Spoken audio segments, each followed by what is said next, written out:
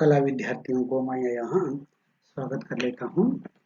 पिछले पेज में हम हरिशंकर प्रसाद जी के द्वारा लिखित टॉर्च बेचने वाले नामक कहानी पढ़ रहे थे। वह एक व्यंग्य कहानी है। लेखक टॉर्च बेचने वाले व्यक्ति से बातें करते हैं और उनसे उनके जीवन के बारे में वे विचार हासिल कर रहे थे। ये पिछले पेज में हमने देखा है। लेखक को 5 वर्ष के बाद वह टॉर्च बेचने वाला मिला था। उस संदर्भ में वह बोलने लगा। क्या बोलने लगा है? वह टॉर्च बेचने के लिए क्या कर रहा था? क्या कर रहा था? वही सर्कल या मैदान में लोगों को इकट्ठा करता है और उन लोगों को वह नाटकीय ढंग से कहा करता है, देखिए, रात के अवसर पर इतना अंधकार रहता है, किसी को कोई नहीं दिखाई पड़ता है, दूसरे विचार छोड़ दीजिए, अपना हाथ ही हमें नहीं दिखाई पड़ता। इस तरह घोर अंधकार में यदि शेर, सांप या चीता, बाघ जैसे जो जानवर आए तो ये काट मारते तो लोग मर जाते। इसलिए क्या करना है? इतना तो हमने लास्ट पीरियड में सुन लिया था। तो आज अगला भाग को हमें देखना चाहिए। तो लोग डर जाते, तब मैं ये कहता, अर्थात टॉर्च बेचने वाले की बात सुनकर उनके सम्मुख रहने वाले लोग डर जाते थे और ಮುಖವನ್ನು ನೋಡಿದ ಕೂಡಲೇ ಇವ ಹೇಳುವುದಂತೆ, भाइयों, यह सही है कि अंधेरा है, ಇದು अंधेरा ಹೌದಲ್ವಾ? मगर प्रकाश भी है। तो अंधेरे को हटाने के लिए जो प्रकाश भी है, तो वही प्रकाश मैं आपको देने आया हूँ।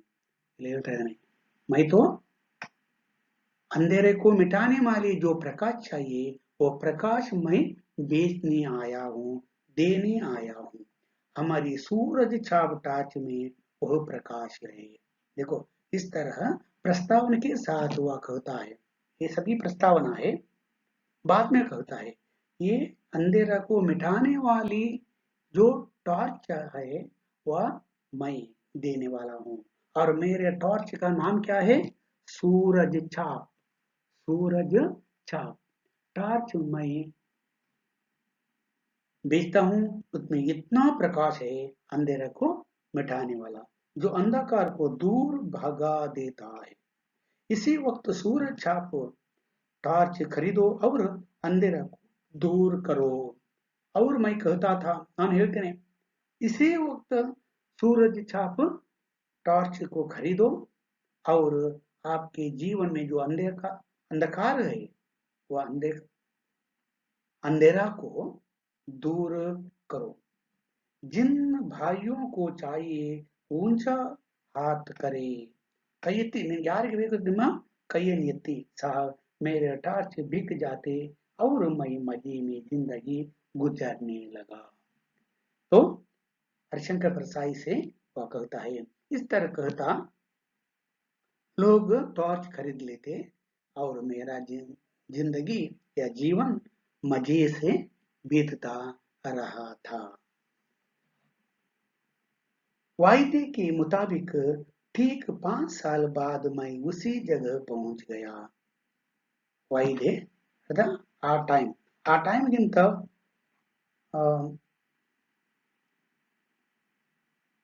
5 वर्ष ನಂತರ आ ಜಾಗಕ್ಕೆ ನಾನು ಹೋದೆ, जहां मुझे दोस्त से मिलना था। वहां दिन भर मैंने उसकी राह देखी। ಅಂದ್ರೆ 5 ವರ್ಷಗಳ ಹಿಂದೆ ನಾನು ಆ ಜಾಗಕ್ಕೆ ಹೋದ, ಯಾಕೆ? मैं अपने मित्र से मिलने के लिए। वह नहीं आया। क्या हुआ? क्या वह भूल गया या अब वह इस असार संसार में ही नहीं है? अर्थात उसका पता नहीं, इस असार सार रहित संसार में नहीं है या रहा है, मुझे मालूम नहीं। बिल्कुल हुआ तो नहीं आया। तो मैं उसे ढूंढने निकल पड़ा। बरले ಇಲ್ಲ ಅಂತ ಹೇಳ್ಕೊಂಡು ನಾನು ಹುಡುಕ್ಲಿಕ್ಕೆ ಹೋದೆ, उनको ढूंढने के लिए गया। एक शाम जब मैं एक शरारती सड़क पर चल रहा था, मैंने देखा कि पास के मैदान में खूब रोशनी है। इस तरह उनको घूम ढूंढ ढूंढते मैं जा रहा था। जाते समय एक मैदान में खूब ಸ್ವಲ್ಪ ಬೆಳಕಿದೆ, ರೋಶನಿ ಪ್ರಕಾಶ್. ಏಕ ತರಹ ಮಂಚ್ ಸಜಾ ಹೈ, ಒಂದು ಮಂಚ ಇದೆ, ಸ್ವಲ್ಪ ಲೈಟ್ ಇದೆ, ಲೌಡ್ ಸ್ಪೀಕರ್ ಲಗೆ हैं, लाउड स्पीकर सा ಇದೆ.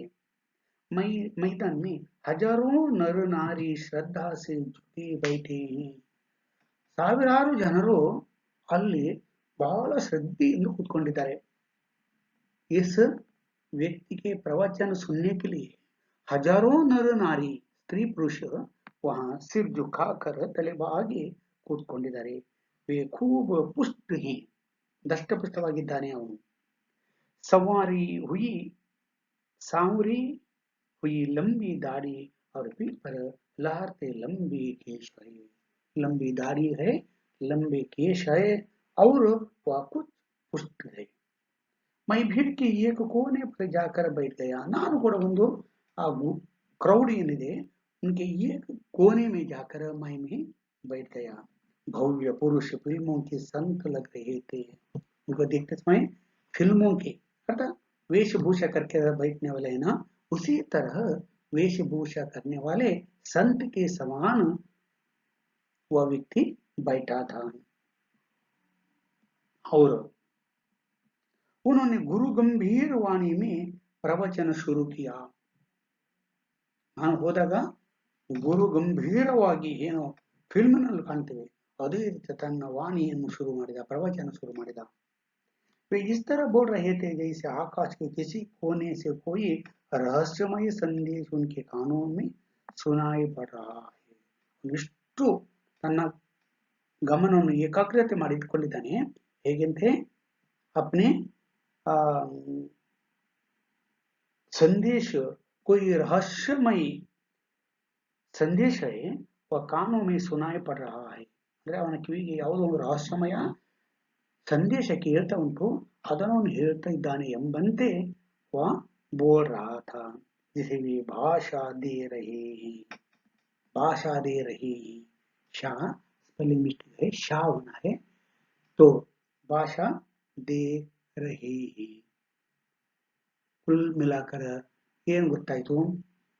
अर्थात उस मित्र को ढूंढने के लिए आगे बढ़ रहा था, तो मित्र तो नहीं मिला. आगे जाते समय एक संत अपनी वाणी दे रहा है. हजारों लोग वहां बैठे हैं, पुरुष और स्त्रियां. लेखक भी एक ओर जाकर, लेखक में टॉर्च बेचने वाला भी एक ओर जाकर बैठता है. बैठते समय और इस तरह प्रवचन देता है. प्रवचन उपन्यास, भाषण. और भाषण कर रहा था कि अपना ध्यान को किसी एक अध्यात्म जगह पर केंद्रित कर रहा है और उनकी वाणी वह सुन रहा है और वह वाणी को वह बोल रहा है. वाणी को वह बोल रहा है.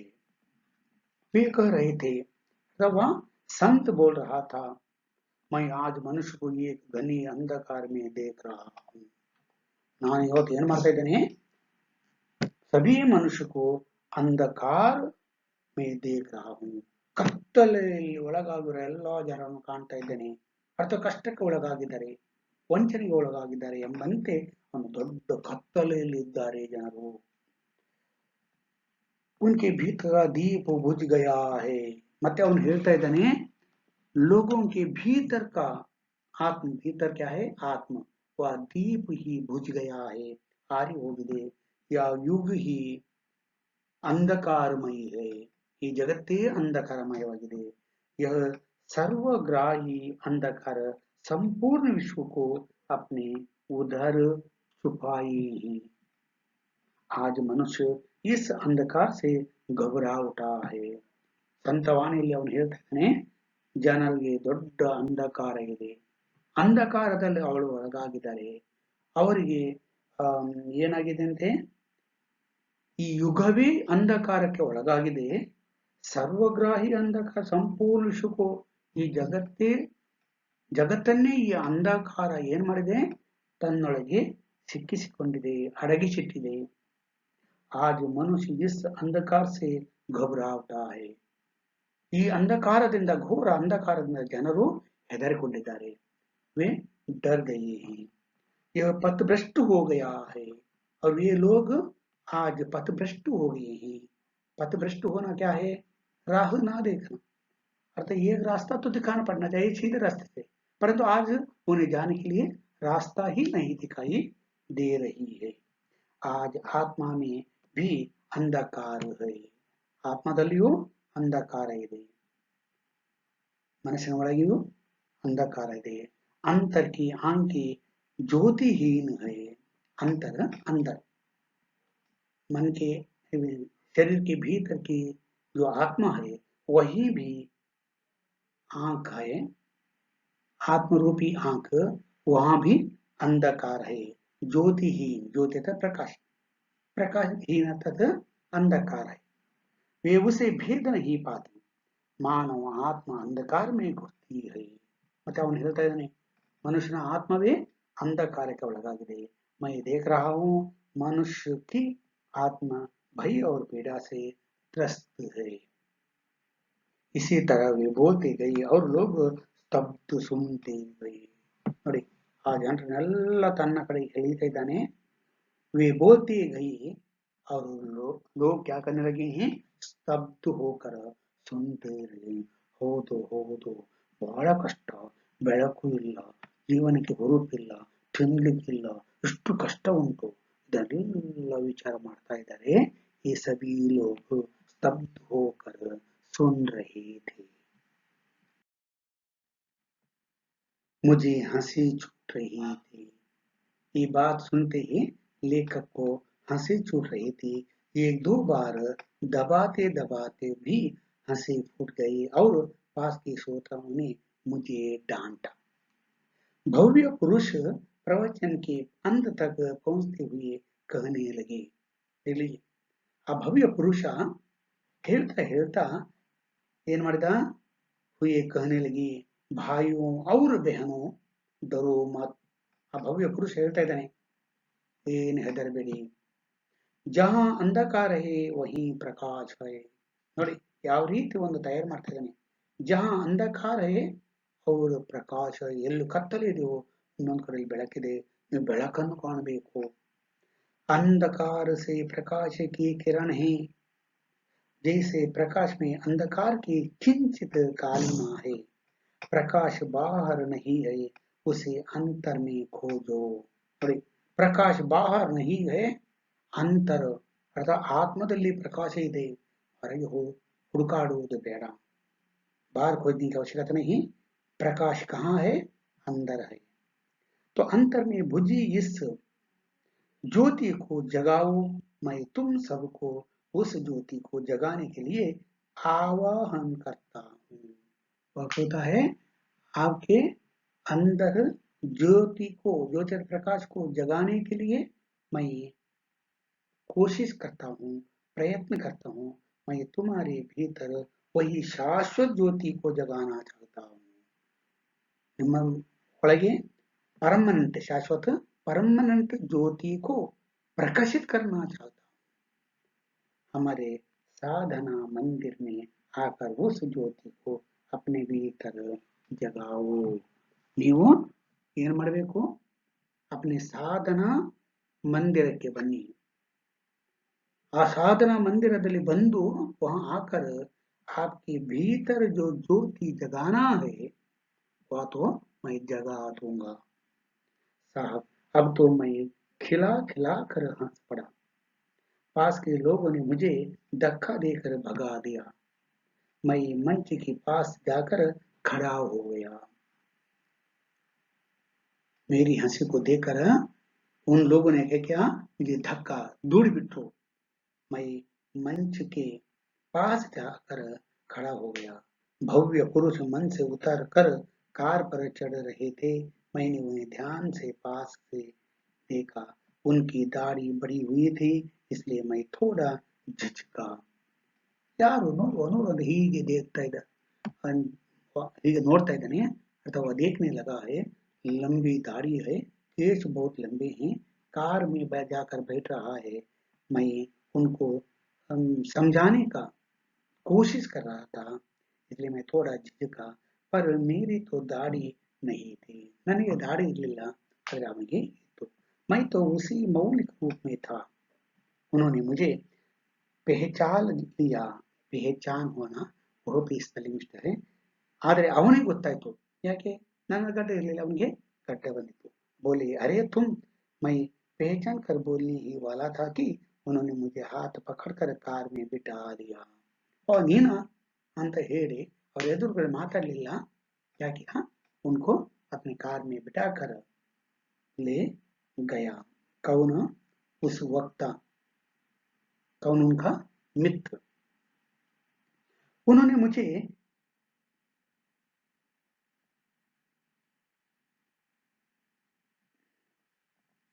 मैं फिर कुछ बोलने लगा तो उन्होंने कहा बंगले तक कोई बातचीत नहीं होगी. देखो, क्योंकि ಅವನ ಗುಟ್ಟು ಅವನಿಗೆ ಹೊರಗೆ ಗೊತ್ತಾಗಬಾರ್ದು, ಅದಕ್ಕೆ ಹೇಳ್ತಾ ಇದ್ದಾನೆ, ಇಲ್ಲಿ ನಾವು ಏನು ಮಾತಾಡ್ಲಿಕ್ಕಿಲ್ಲ. ಕ್ಯಾ ಹೇ?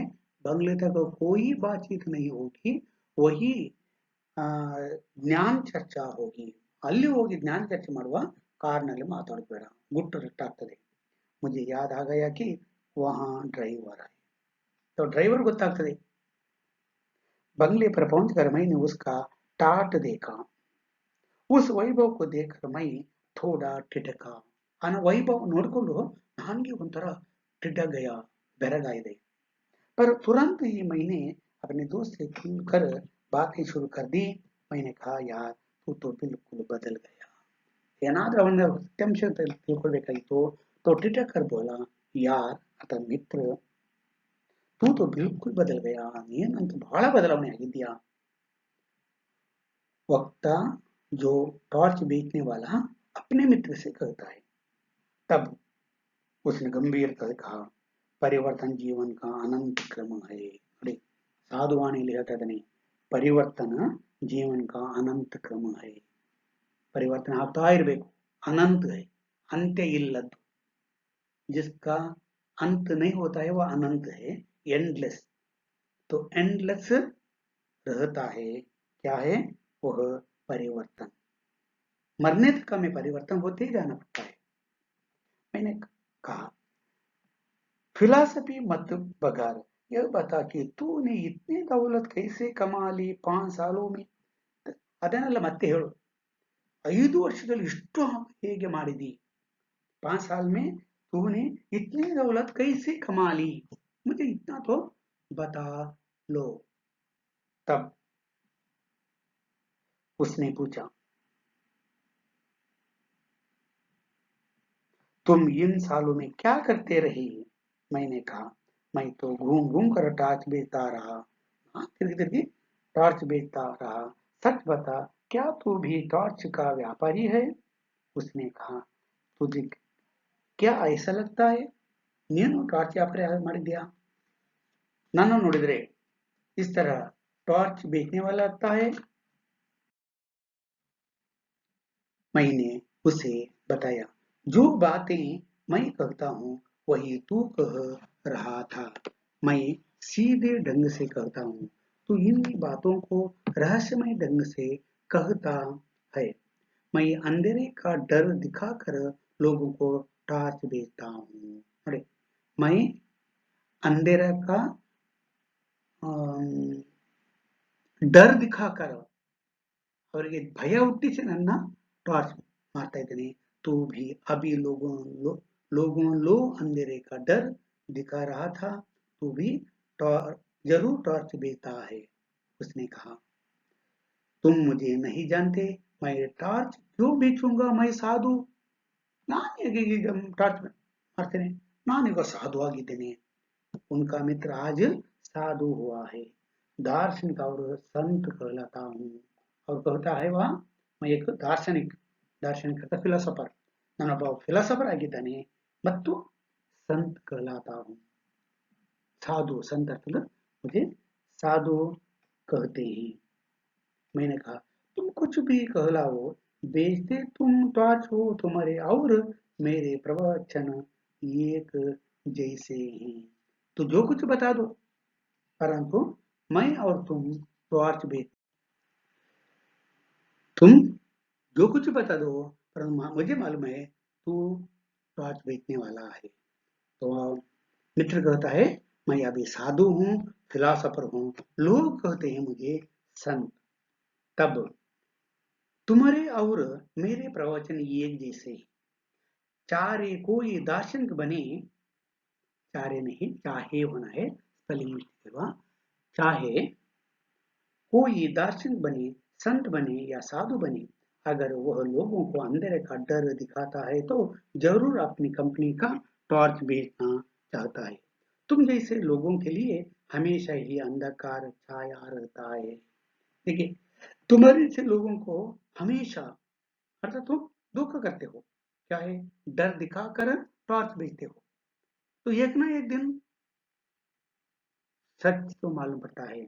तो अंधकार छाया रहता है। बताओ, तुम्हारे जैसे किसी आदमी ने हजारों में कभी भी यह कहा है कि आज दुनिया में प्रकाश फैला है? कभी नहीं कहा।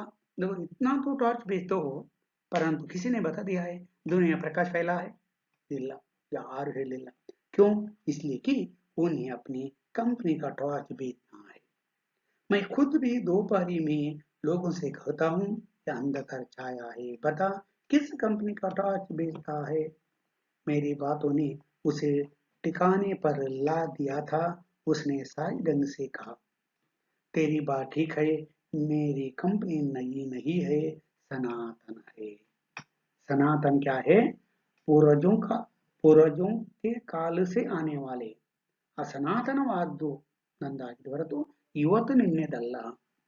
तो मेरी कंपनी सनातन है, शब्द करता है अति पुरातन, अति पुरातन है। टॉर्च बेचने वाला कहता है। मैंने पूछा, कहाँ है तेरी दुकान? नमूने के लिए एक आध टॉर्च हो दिखा। सूरज अब टॉर्च से बहुत ज्यादा बिक्री है उसकी। उसने कहा, उस टॉर्च की कोई दुकान बाजार में नहीं है। आ टॉर्च ಎಲ್ಲಿಯೂ अंगड़ी ಇಲ್ಲ, वह बहुत सूक्ष्म है, मगर कीमत उसकी बहुत मिल जाती है। तू एक दो दिन रह तो मैं तुझे सब समझा देता हूँ। तो साहब, मैं 2 दिन उनके उसके पास रहा। तीसरे दिन सूरज छाप टॉर्च की पेटी को नदी में फेंक कर नया काम शुरू कर दिया। अर्थात अभी सनातन व टॉर्च को खरीदने वाले कोई नहीं, पर मित्र की बात को सुनकर टॉर्च बेचने का काम ही छोड़ देता है। कैसा है? वो कहता है, देखो वह बहुत सूक्ष्म है, मगर कीमत उसकी बहुत मिल जाती है। तू एक दो दिन रह तो मैं तुझे सब समझा देता हूँ। तो साहब, मैं 2 दिन उसके पास रहा। तो टॉर्च बेचने वाला लेकर से कहता है, ये बात होने के बाद 2 दिन तक उनके पास रहा, सब कुछ मालूम पड़ा। मैंने क्या किया? तीसरे दिन सूरज छाप टॉर्च की पेटी को नदी में फेंक दिया, अर्थात अपना धंधा ही छोड़ दिया। पेटी मैंने ಹಾಕಿ देखे इतना व्यापार ಬೇಡ ಅಂತ ಹೇಳಿ वह आदमी दाढ़ी पर हाथ फेरने लगा, बोला, बस 1 महीने की देर और है, ಇನ್ನು 1 ತಿಂಗಳು लेट ಇದೆ। मैंने पूछा, तो अब कौन सा धंधा करेगा? हागाದ್ರೆ ನಿನ್ನ टॉर्च बेचने का काम बंद किया है ना, तो तुम बाद में क्या करोगे? तब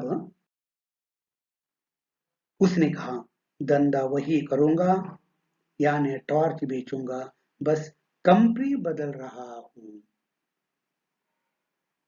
मैं कंपनी तो बदल करके वही धंधा कर दूंगा, कहकर यह पाठ को समाप्त कर देता है। तो कुल मिलाकर यहाँ तो सारांश 4 पंक्तियों में दिया गया है। देख लीजिए, टॉर्च बेचने वाले व्यंग्य लेख में परसाई जी ने कड़ा व्यंग्य करते हुए कहते ही कहा है कि आज हराम की कमाई परिश्रम की कमाई से अधिक श्रेष्ठ कर समझी जाती है। हराम की कमाई से परिश्रम की कमाई अधिक श्रेष्ठ है, उचित है।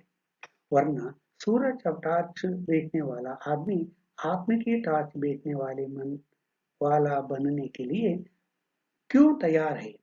कहने की आवश्यकता नहीं है कि अध्यात्म को धंधे की तरह इस्तेमाल हरामखोरी का सबसे घृणित रूप है, जो निटालों को रास आता है। या अध्यात्म के नाम पर ठगने वाले वर्ग या संत या साधु से बचे रहने की सीख समाज को प्रदान करने वाली एक सफल व्यंग्य कहानी है यह। इसके साथ यह टॉर्च बेचने वाले कहानी समाप्त होती है। मुझे लगता है यह कहानी अच्छी तरह से आपको समझ में आई है। कुल मिलाकर कहना चाहिए तो टोटलाಗಿ ಹೇಳಬೇಕಂತ ಹೇಳಿದ್ರೆ यह कहानी व्यंग्यात्मक शैली में लिखी हुई है, परंतु इसमें मुख्य रूप से क्या हुआ है, समाज में धोखा कपट करके व्यापार करने वाले लोगों के बारे में व्यंग्य किया गया। यहाँ एक टॉर्च बेचने वाला व्यक्ति है, वह सूरज चाप नाम से रहने वाली जो कंपनी के टॉर्च को बेचने लगा है। वह सनातन कंपनी है, कौन सी? सूरज चाप। एक दिन उनके मित्र वे बातें करते हैं, बातें करने के बाद वह मित्र बाद में नहीं मिला है, और बाद में क्या हो जाता है, कुछ वर्ष इस तरह बीतते हैं। 5 साल के बाद वह क्या होता है, उसी जगह में जाकर देखता है उनको मित्र नहीं मिला, तो ढूंढने के लिए वो आगे बढ़ता है। जाते समय एक क्राउड है, प्रवचन हो रहा है, और वो मित्र जाकर आता था, बेचने वाला जाकर देखता है, बातें सुनता है, हंसी आती है, परंतु लोग मारपीट करते हैं, परंतु वह स्टेज के सामने जाकर बैठता है। वह उतर कर आते समय उनकी दाढ़ी दम लंबी है, केश बड़े ही, परंतु वह व्यक्ति इसे समझ लेता है और अपने कार में बिठाकर वह अपने आश्रम ले जाता है, और बातें होती है। बातें होने के बाद वह कहता है, जो सनातन जो आपके जो टॉर्च है, इनसे कमाई तो नहीं कर सकते, इसलिए वह क्या करता है, अपना धंधा ही बदल देता है। बदलने की किस तरह, तो अपने जो सूरज चाप की जो पेटी है उसे नदी में फेंक कर वह आता है और नया धंधा शुरू कर देता है। इसी के साथ ये कहानी समाप्त हो जाती है। और आपको मैंने पीडीएफ भेज दिया है, 1 और क्वेश्चन, एनोटेशन और स्टडी क्वेश्चन, टिप्पणी, ये सभी आपके पीडीएफ फाइल में है। आप पढ़ लीजिए, समझ में नहीं आए तो मुझसे बातें कर लीजिए, मैं आपको समझा दूंगा। यह पाठ यही समाप्त होता है, और परीक्षा की दृष्टि से आपको एक 10 अंक का प्रश्न इनमें से आएगा। इनमें से 5 प्रश्न दिए गए हैं। टॉर्च बेचने वाला व्यंग्य लेख का सार लिखिए। आज हराम की कमाई परिश्रम की कमाई से अधिक श्रेष्ठ समझी जाती है। टॉर्च बेचने वाला व्यंग्य लेख के आधार पर इस बात का समर्थन कीजिए। टॉर्च बेचने वाला व्यंग्य लेख का सारांश लिखकर उसकी विशेषता पर प्रकाश डालिए। इस तरह और 2 भी प्रश्न हैं, कुल मिलाकर 5 प्रश्न। तो कुल मिलाकर आप अच्छी तरह सारांश पढ़ने पर हर एक प्रश्न का भी उत्तर आप लिख सकते हैं। और 1 और क्वेश्चन भी 5 दिए गए हैं। संदर्भ के साथ विमर्श करने के लिए भी आपको 4 प्रश्न दिए गए हैं। ये सभी प्रश्नों के लिए आपको उत्तर पाठ में है, आप ध्यान से पढ़िए। पढ़ते समय आपको संदेह हुआ तो, कोई समझ में नहीं आया तो आप मुझसे फोन करके बोल सकते हैं, मैसेज भी कर सकते हैं।